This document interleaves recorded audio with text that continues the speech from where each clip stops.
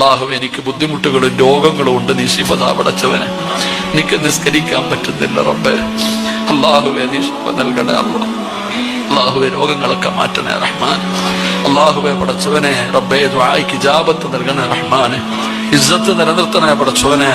പ്രിയപ്പെട്ട സുഹൃത്ത്, ഞങ്ങളുടെ കൂട്ടുകാരൻ, ബഹുമാനപ്പെട്ട കേരളക്കരയിലെ പ്രഭാഷണ വേദികൾ ഇതിഹാസമായി മാറിയ ബഹുമാനപ്പെട്ട സിറാജുദ്ദീൻ ഖാസിമി ഉസ്താദ് രോഗിയാണ് റഹ്മാനെ. ഹോസ്പിറ്റലൈസ്ഡ് ചെയ്യപ്പെട്ടിരിക്കുകയാണ്.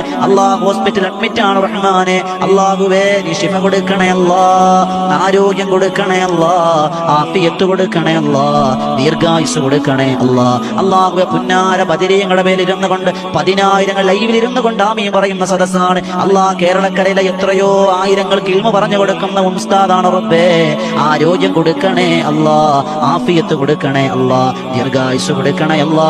എറണാകുളത്തുള്ള ലൂർദ് ഹോസ്പിറ്റൽ അഡ്മിറ്റ് ആണ്. പടച്ചവനെ നീ സ്വീകരിക്കണേ അല്ലാ, കബൂലാക്കണം റഹ്മാനെ. ഖൈറിന്റെ വാതായനങ്ങൾ നീ തുറന്നു കൊടുക്കണേ അല്ലാ.